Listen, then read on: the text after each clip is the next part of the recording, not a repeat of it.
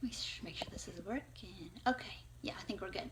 Hello, good morning or good afternoon whenever you're watching this video. This is Tracy Brown, your somatic nutrition dietitian and attuned eating specialist. And I am pretty shot out of a cannon today. I can hardly sit still, which is why I'm moving around a lot. And it's not the coffee. I don't need coffee. Fortunately, unfortunately, whatever. I use it for the warmth and for like feeling like I'm doing something nice for myself, but there's that. So good morning to everybody who's watching live. I really appreciate it. And so today I want to talk about, I set a reference yesterday around co-regulation creates self-regulation. And I think that's one of the biggest ways we help people is by being grounded in our own systems. And one of the biggest barriers I see in my dietitian and coaching supervision clients is not quite having the confidence about what they're doing. And confidence comes from a couple places. You know, if you've got the right training to provide, I guess, the help your clients get the outcomes they want, which is freedom from food and body image issues. So if you have the skills and the training to provide that, that's going to build your confidence. The other part is maybe you actually do have the skills and the presence to do it. It's for some reason there's a mindset around believing that you don't, and that can come from a lot of places. That can come from looking at what other people are doing and comparing yourself, trying to be somebody else and what they offer. And it's really important that we just take a step back and recognize we all started from the beginning. And a lot of times what I see the struggle is some people are very willing to invest themselves, but they're really just worried about what everybody else thinks. And of course that's a wound that needs to be worked on, and I'm sure y'all are doing that. And for some people it's I'm not quite sure what this is from, maybe for any of us, but I've always been a person willing to figure it out, be really hungry and figure out how I'm going to get the resources essentially to get the kind of training I need. And sometimes that isn't always, or make the sacrifice to do that. So I'm not saying that everybody's in that situation to have as much as they need to pay for some kind of big coaching or training program. I'm not saying that, because we all come from different circumstances and it can be a long climb up the hill and we all need help for sure. But there are some times where we can kind of figure it out, but we don't quite invest in that. And it made me think of some conversations I've had recently where I knew the person had the money to be able to get the thing they wanted. It was just, we all have objections and resistance, I think, and some hesitance to let ourselves have what we need, because our brains like the path of least resistance. We like what we know on some level, even if it makes us kind of miserable. We don't necessarily like it, but we're used to it. We're just used to what we know, and kind of have these ideas like, well, who am I to be doing this thing, and then what will that mean about you, and still what people think. And I think it's really important. So I see this with my colleagues and with potential clients, is at the end of the day it's just really scary to do something different. It's just human nature, and that's the every person. I've run into the same stuff. I've invested in things, and the whole time I'm like, no, I know where I need to go. I know what I want to do. And I even know this thing will help me, but I still have resistance. And it's almost like you're having this out-of-body experience of I know this thing will up-level me. How come I'm not just saying yes? Because we have fears. And I know at the end of the day that most things probably work. It's just that we want guarantees that it'll happen either easily, quickly, or I think that's just the bottom line.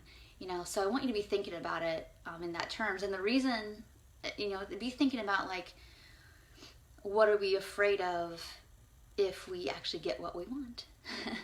What are we afraid of if we were to say yes to something that we need and want? And that's the struggle that a lot of our clients have. And for example, and the reason I mentioned this book about my brain's going blank. There's a book called Unshame, and her first name's Caroline, and I can't remember her last name all of a sudden right now. It's from, and I'll put the reference in the comments so you know what I'm talking about.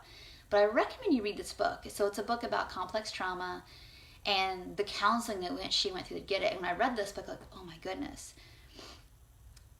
this, minus the therapeutics, the style of counseling, this is essentially what I do. And if that's something you want to learn how to do, I highly recommend that you read the book, and then we have a conversation about like how you could shift your focus to doing that.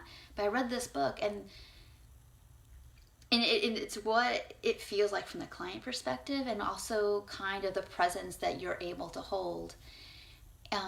If you're not a therapist and you want to read this book, you can do that work with the food and the body. And if that's something you're really interested in, I want to encourage you to go for it, because and if these are the kinds of clients that you're going to be wanting working with, you want to be using a similar kind of style. So I'm going to put the link to the book below. It's just a really, really powerful book to learn from the client perspective how to work through these dynamics of complex trauma. For the case of this book, it's not really about eating disorders at all, but I want you to understand the dynamics of what happened, how on some level, this is pretty much what you're going to see working with anybody who struggles with food and weight, because there's going to be this like push-pull all the time. Like, I want to be free, but I don't trust you. I don't trust life. I don't trust myself enough to take a step forward to have it. And I think we all go through that. This book is about the pretty intense level of that. But if we can just like keep diluting it down to whatever maybe you're struggling with within your practice, in your counseling skills, what you see in your clients, just keep diluting it down, and you'll see that similar dynamic. And that's what, just knowing that's what's happening, it can give you so much less frustration, so much less tension, so much less, okay, I see where this flinch is, that I can make a decision or not to be willing to stay with, to be able to move forward. So this video is a little bit of a ramble, unfortunately. I had so many things I'm going to talk about this morning around mindset, around moving forward, about where our hesitance is and where our fears are with working with clients with food and body image issues, with trauma, with our own fears about moving forward to do that work, with our own fears about investing in our own growth, whether it's just even reading the books about this. A lot of the stuff that I teach, I didn't really get it from initially the eating disorder world, because I just felt like there was a gap of like what we didn't know and what I was seeing in session. And so I do hope that, I love teaching so much. I want to be able to teach that there's this little piece that we are actually missing with what our clients are experiencing in their physiology, which is then making story and a tape and a narrative is running based on those sensations. And the same thing happens for us. I might have a flinch around like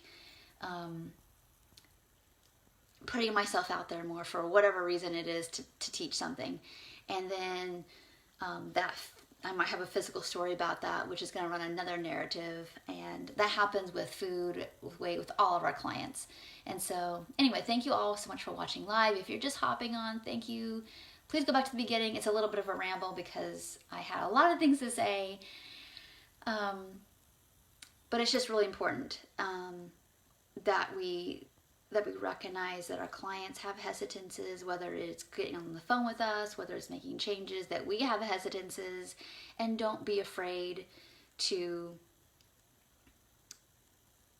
basically, that those fears can be not so much, I don't like the word like, push through and overcome, but it's more about like, can I be with that? Can I be willing to be with that and kind of lean into that enough and have the resources I need, or go after those resources, or reach for those resources. If I'm struggling to reach for those resources, where is the hesitance in that? And keep on being curious.